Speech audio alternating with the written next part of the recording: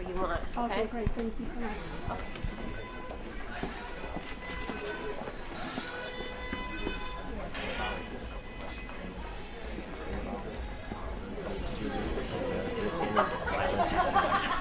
We'll talk later.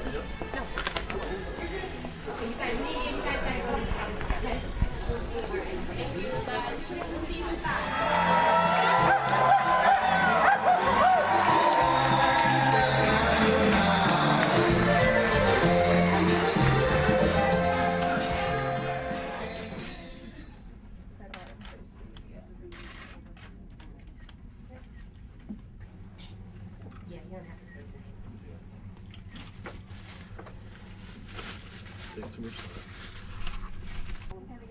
Okay, you need to get in there because I can't get you.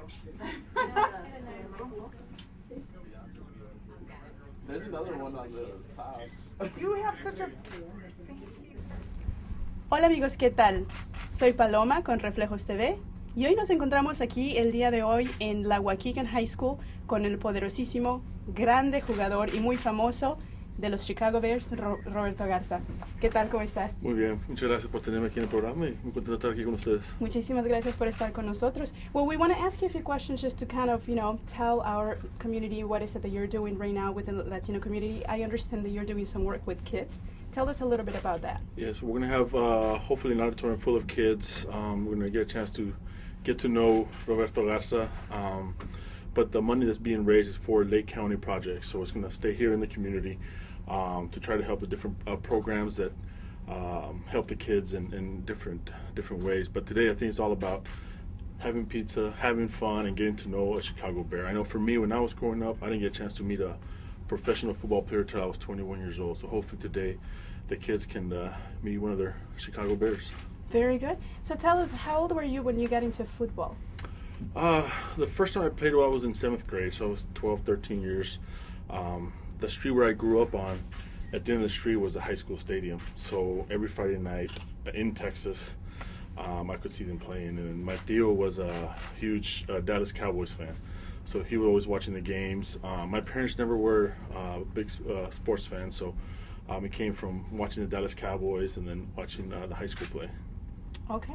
And tell us a little bit about the challenges that you faced pursuing your professional career. Coming from where I grew up, it was a small town, 1,600 people. There wasn't any people or high school kids that even played college football, so that was a big step for me. I didn't get a scholarship. I had to walk on in Kingsville. But during that time, I went to a recruiting for the military, and I took the test, and they wanted me to sign up for the military, and I didn't know what my options were at the time, so I knew my parents couldn't pay for college. So I remember him saying, he asked me what my dream was. I said my dream was to play football. And he said, there's no Latinos playing football. You're not going to play football. I was like, who are you to tell me what I can and can't do?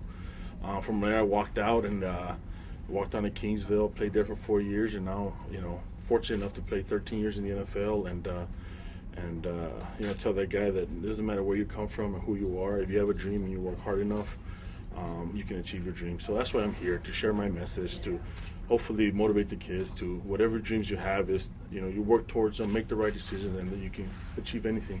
Absolutely. And I think that that's what we're about as well. And how does it feel to be the only Latino of the Chicago Bears and only a few in the entire league? I think there's only 19 or so players. It's a tribute to all the players that were before me. Anthony Munoz, lots of players that played the game before us and showed us that it can be done. With hard work, you try to make the right choices and never give up on your dream. And hopefully now, somebody can say, you know what, Roberto Garza's playing football, and I have this dream, and I want to do this. So I think that's what's important. Very good. Let's talk bullying. We know there's a little bit of bullying in the NFL.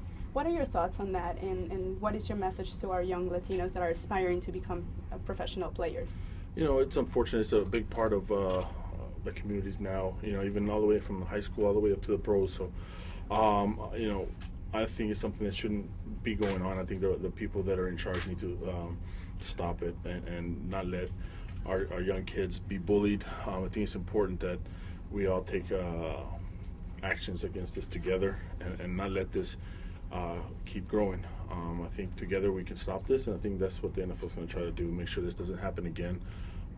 But, you know, this is a great game, and something like that shouldn't be an issue. We should be talking about trying to win games and trying to get to the playoffs and trying to do use what we do to be a message for the kids. Definitely. And my friends, as you know, we are all together in this, and this is a great message for our young Latinos. And let's just keep pushing together. And lastly, can you please nos regales un saludo para nuestros lectores del periódico Reflejos? Claro, un gran saludo de su amigo Roberto Garza, del Centro de los Ojos de Chicago. Vamos Bears y arriba los Osos de Chicago.